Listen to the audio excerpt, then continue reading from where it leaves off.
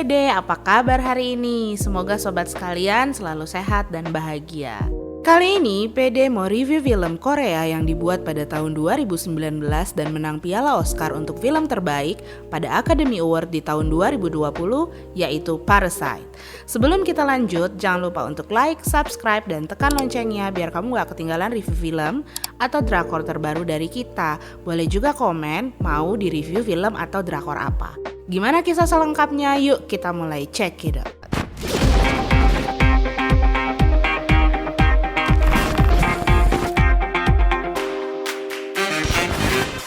Kita tidak bisa memilih lahir di keluarga miskin atau kaya, namun kita bisa menentukan masa depan kita mau menjadi miskin atau kaya, berguna untuk orang lain atau tidak. Di film ini dikisahkan ada sebuah keluarga yang sangat amat miskin, yaitu keluarga Kim. Keluarga ini beranggotakan ayah, Kim Ki-taek, diperankan oleh Song Kang-ho, lalu ibu bernama Chung Sok, diperankan oleh Jang Hae-jin, anak laki-laki tertua bernama Kim Ki-woo, diperankan oleh Cho Woo-sik, dan anak perempuannya bernama Kim Ki-jung, diperankan oleh si cantik Park So-dam. Keluarga ini tinggal di bangunan di bawah sebuah jalan. Ayah dan ibu keluarga ini tidak bekerja. Anak-anak mereka pun akhirnya putus sekolah karena masalah biaya. Mereka suka mencuri wifi untuk handphone mereka, bahkan sampai-sampai harus masuk ke kamar mandi untuk demi mendapatkan wifi gratis. Nah, suatu hari temen si anak laki-laki Kim Ki-woo yang bernama Min Hyuk, diperankan oleh si ganteng Park Se-joon, datang main ke rumah mereka. Min Hyuk memberikan sebuah batu kepada keluarga Kim, pemberian dari kakeknya, yang dipercaya akan membawa sebuah keberuntungan. Min Hyuk menawarkan sebuah pekerjaan kepada Ki-woo si temannya ini. Min Hyuk selama ini menjadi guru les private untuk seorang gadis anak orang kaya. Dia memberikan penawaran kepada Ki-woo untuk menggantikannya sebagai guru les karena dia akan pergi ke luar negeri untuk kuliah. Ki-woo awalnya ragu-ragu karena dia tidak punya sertifikat untuk mengajar, apalagi dia tidak kuliah. Min Hyuk menyarankan Ki-woo untuk memalsukan sertifikat sebagai syarat mengajar. Ki-woo dan adiknya Ki-jung mulai membuat ijazah palsu untuk Ki-woo yang berpura-pura menjadi mahasiswa lulusan Oxford di sebuah warnet. Tahu kan warnet itu apa? Warung internet. Keesokan harinya Ki-woo pergi ke rumah keluarga kaya itu. Ketika masuk ke rumah orang kaya itu, Ki-woo tertegun melihat keindahan kemewahan rumah itu. Pemilik rumah itu adalah keluarga Park yang beranggotakan si ayah bernama Park Dong-ik yang diperankan oleh Lee Sun-kyun, berprofesi sebagai seorang pengusaha. Sang ibu bernama Cho Yeon-gyo yang diperankan oleh Cho Yeon-jong, berprofesi sebagai ibu rumah tangga. Anak perempuan pertama mereka bernama Park Da-hae yang diperankan oleh Jung Ji-soo, dan anak laki-laki yang masih kecil bernama Park Da-song yang diperankan oleh Jung Hyun-jun. Nah, Ki-woo disambut oleh pembantu rumah tangga itu, yaitu Guk Moon Gwang yang diperankan oleh Lee Jung-eun. Moon Gwang sudah lama menjadi pembantu di rumah itu. Ki-woo lalu memberikan ijazah palsunya kepada Nyonya Yeon-gyo. Namun Nyonya Yeon tidak terlalu memperdulikan ijazah Ki-woo yang berubah nama menjadi Kevin. Nyonya Yeon percaya kepada Ki-woo karena dia direkomendasikan oleh Min Hyuk. Karena masih ragu akan kemampuan Kevin, Nyonya Yeon meminta agar dia boleh mendampingi putrinya saat sesi pertama pelajaran bersama dengan Kevin. Kevin pun mulai mengajar Dae di kamarnya bersama Nyonya Yeon.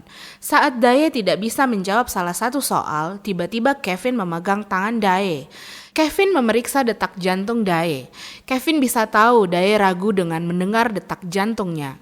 Kevin pun memberitahukan Dae agar lebih yakin dan jangan ragu dalam mengerjakan setiap soal. Nah, Nyonya Yeon yang melihat hal itu menjadi percaya banget kepada si Kevin.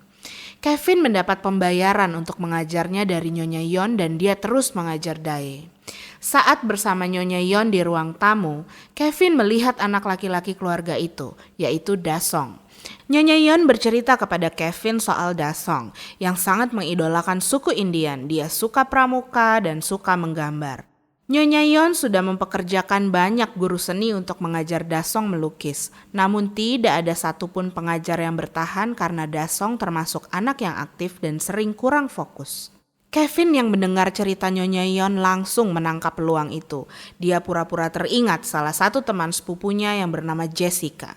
Jessica sangat ahli mengajar anak-anak, kata Kevin. Dan mendengar hal itu, Nyonya Yon pun penasaran dan ingin sekali bertemu dengan Jessica. Keesokan harinya, Kiwoo atau si Kevin ini membawa Kijung, adik perempuannya yang berpura-pura menjadi Jessica. Mereka pura-pura baru bertemu dan tidak terlalu mengenal satu sama dengan yang lain. Dae yang melihat si Kevin datang bersama Jessica tentu saja merasa cemburu. Kevin tahu Dae cemburu dan suka kepadanya. Saat Dae memegang tangannya, Kevin pun langsung mencium si Dae. Jessica atau Kijung ini mulai memberi pelajaran kepada Dasong. Nyonya Yon sangat khawatir meninggalkan anaknya hanya berdua dengan Jessica. Nyonya Yon lalu memberikan perintah kepada pembantunya untuk mengantar minuman ke kamar Dasong sambil melihat apa yang terjadi pada Dasong dan Jessica. Ketika akan naik ke kamar Dasong, mereka terkejut melihat Jessica dan Dasong sudah duduk di meja makan. Dasong sangat patuh dan hormat pada Jessica alias Kijung. Nyonya Yon yang melihat hal itu menjadi heran. Jessica memberitahukan bahwa semua gambar Dasong ada kaitannya dengan trauma masa lalu Dasong saat Dasong duduk di kelas 1. Nyonya Yon pun terkejut karena cerita itu rahasia dan hanya keluarganya yang tahu. Jessica pun menawarkan kepada Nyonya Yon pengajaran spesial untuk mengobati trauma Dasong namun dengan harga yang sangat mahal. Nyonya Yon yang tajir tanpa pikir panjang langsung iya dong. Lalu akhirnya Jessica berkenalan dengan Tuan Dong Ik yang baru saja pulang. Tuan rumah memberi perintah kepada supirnya untuk mengantar Jessica pulang. Di perjalanan pulang, sang supir yang melihat kecantikan Jessica langsung mulai agak menggoda Jessica. Jessica yang sebel banget sama si supir ini langsung ngatur strategi agar si supir mendapat masalah dan dipecat oleh bosnya. Jessica yang duduk di bangku belakang ternyata tanpa sepengetahuan si supir membuka celana dalamnya dong dan meletakkan di bawah jok belakang mobil itu. Tuan Dong Ik secara tidak sengaja benar-benar menemukan celana dalam perempuan di bawah jok belakang mobilnya. Dia pun syok dan langsung curiga banget sama supirnya yang sudah berbuat tidak-tidak di dalam mobilnya. Lalu dia memberikan celana dalam wanita itu kepada istrinya. Dia curiga supirnya berbuat mesum di dalam mobilnya. Lalu Tuan Dong Ik memerintahkan istrinya agar segera memecat si supir itu. Jessica yang mendengar percakapan suami istri itu langsung senang banget dan sesuai rencana dia berhasil menyingkirkan supir itu. Jessica pun memberikan rekomendasi supir kepada Nyonya Yon, yaitu Pak Kim yang pernah bekerja menjadi supir pamannya yang baru saja pindah ke Chicago. Pak Kim yang tidak lain tidak bukan adalah ayah Jessica dan Kevin keesokan harinya datang ke kantor Tuan Dong Ik. Tuan Dong Ik langsung memberikan tes mengemudi kepada Pak Kim. Dia membawa secangkir gelas sambil duduk di belakang. Bila air di cangkir itu tumpah, maka Pak Kim tidak lolos. Tentu aja Pak Kim yang udah pengalaman menjadi supir dapat melewati tes itu dengan sangat mudah. Setelah menjadikan ayah mereka supir di keluarga itu dan menyingkirkan si supir yang lama, Jessica dan Kevin mulai merencanakan menyingkirkan siapa? Betul, pembantu rumah itu yaitu Moon Gwang. Moon Gwang sudah bekerja sangat lama dengan keluarga Park, bahkan sejak pertama kali mereka menempati rumah itu. Tentu saja Kevin mulai mencari informasi lewat Dae. Dae yang memberitahu Kevin bahwa Moon Gwang pembantu mereka mempunyai alergi terhadap buah persik. Lalu dua kakak beradik ini, Kevin dan Jessica, mulai mengatur strategi dan membuat serbuk dari kulit buah persik. Lalu di suatu hari setelah selesai memberikan les, Kevin berpamitan kepada Moon Gwang di halaman depan rumah. Dia langsung menebarkan serbuk buah persik ke arah Moon Gwang. Moon Gwang pun batuk-batuk dan pergi ke rumah sakit untuk periksa. Sesuai rencana, Pak Kim datang ke rumah sakit. Dia selfie dengan background Moon Gwang yang sedang teleponan. Saat pergi belanja dengan Nyonya Yon, Pak Kim sengaja bercerita bahwa saat dia pergi ke rumah sakit untuk check up tahunan, dia tidak sengaja mendengar Moon Gwang yang sedang menelpon keluarganya dan memberitahu keluarganya bahwa dirinya mengidap TBC akut. Semua pembicaraan Pak Kim dan Nyonya Yeon sudah direncanakan dan dilatih dengan Kevin.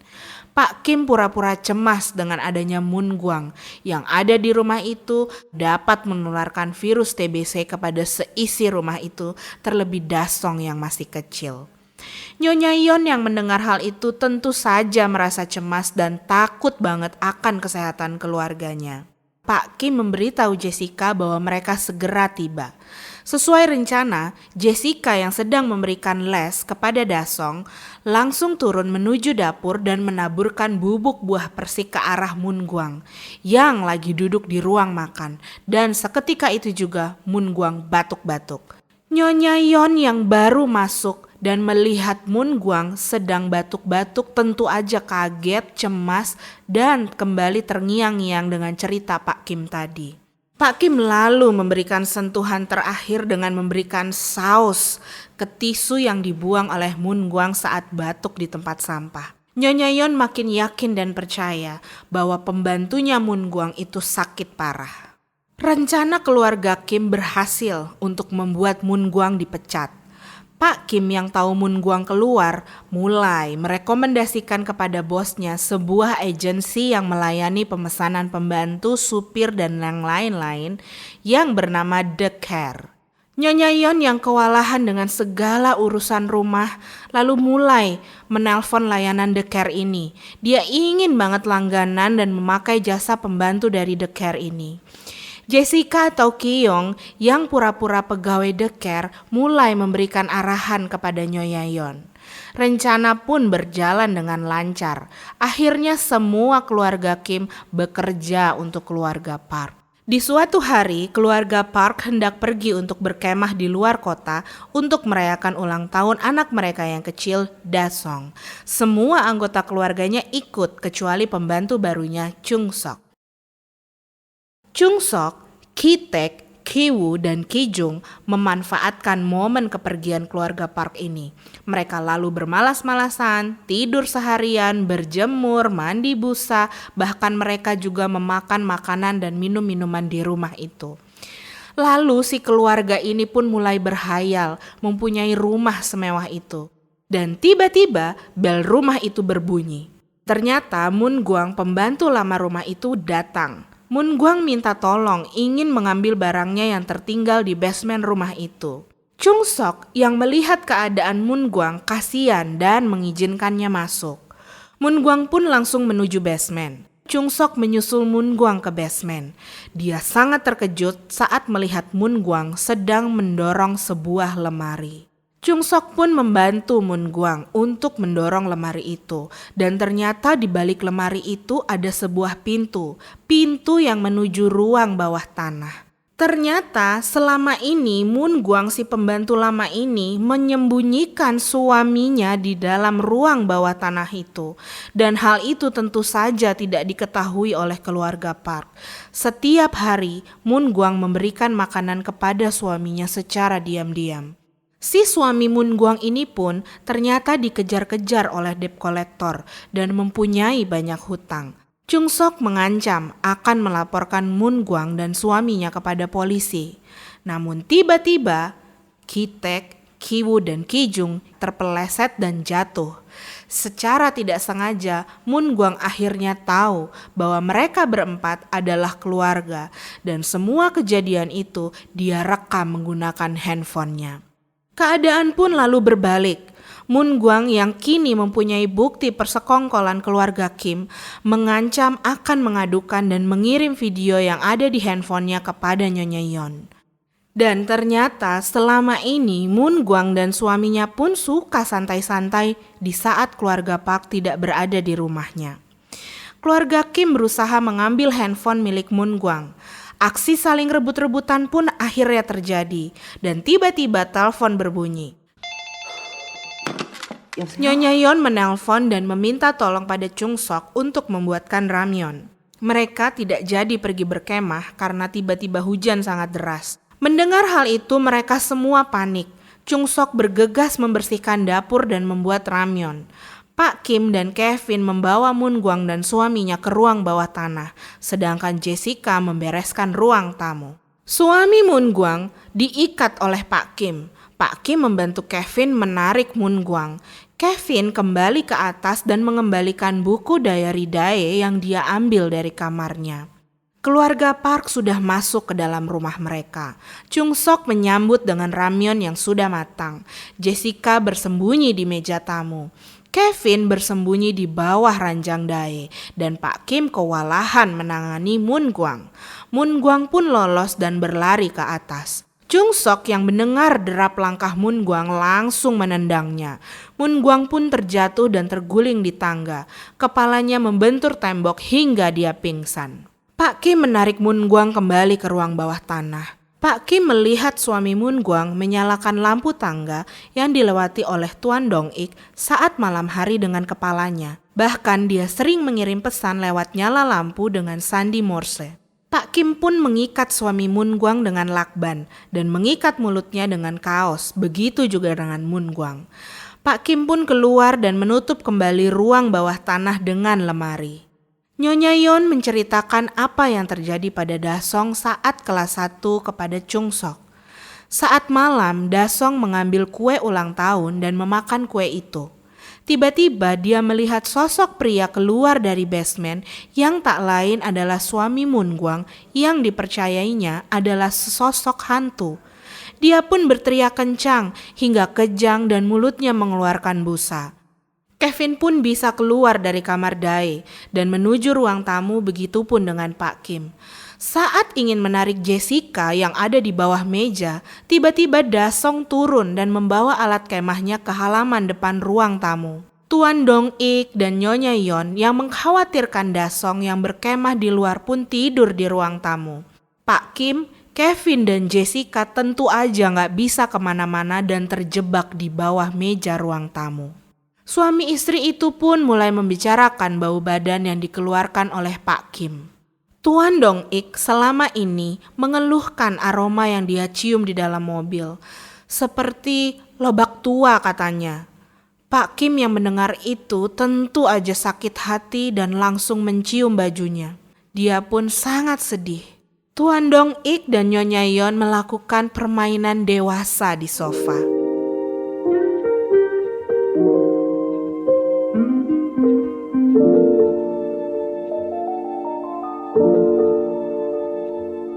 Chung Sok memberitahu kepada Kevin agar mereka segera cepat-cepat keluar selagi kedua bosnya tertidur. Pak Kim, Jessica, dan Kevin keluar lewat garasi.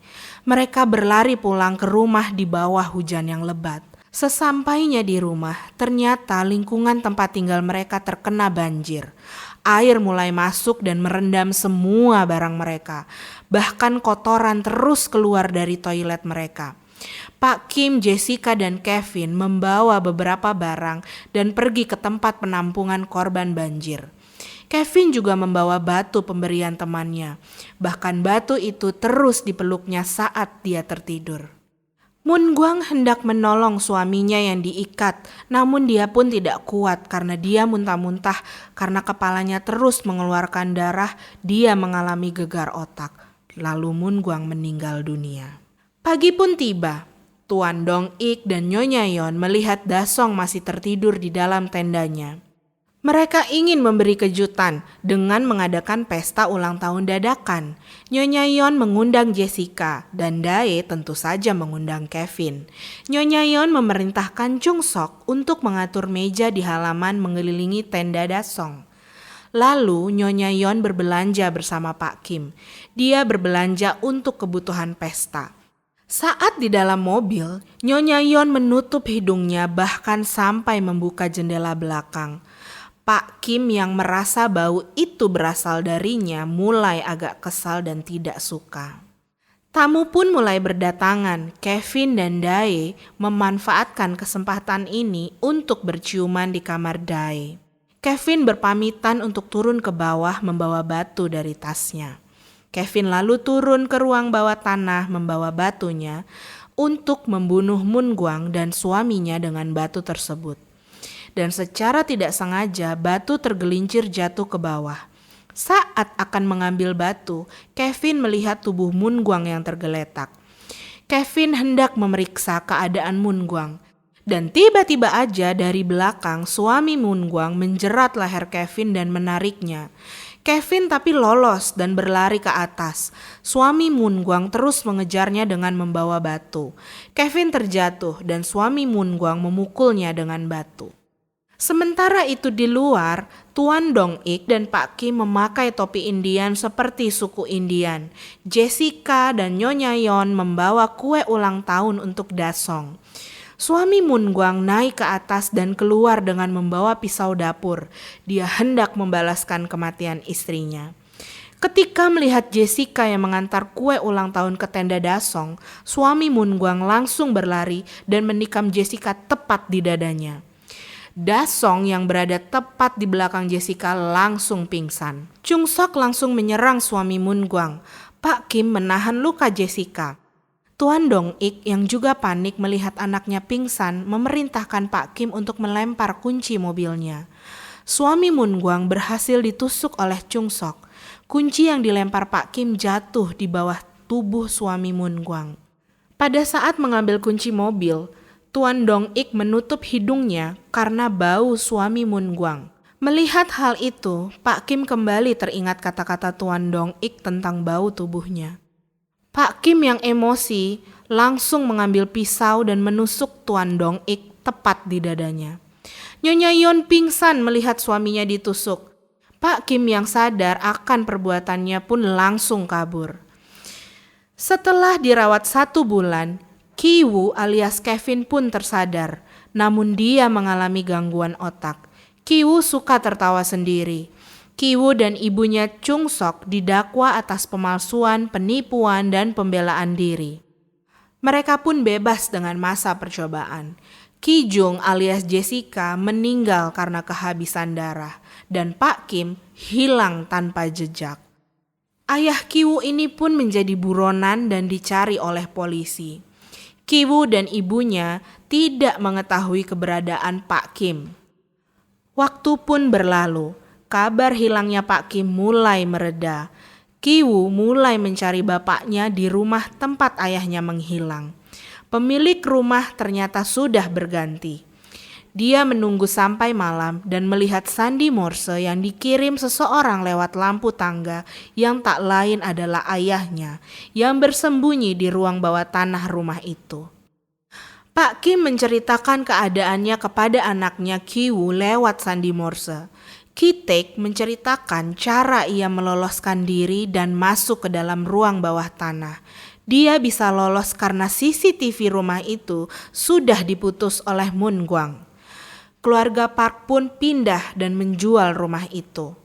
Ki-taek sangat menyesali semua perbuatannya, dan saat rumah kosong, Ki-taek memakamkan Moon-gwang di taman rumah itu. Dan rumah itu akhirnya memiliki penghuni yang baru. Ki-taek sering mengambil makanan pada malam hari.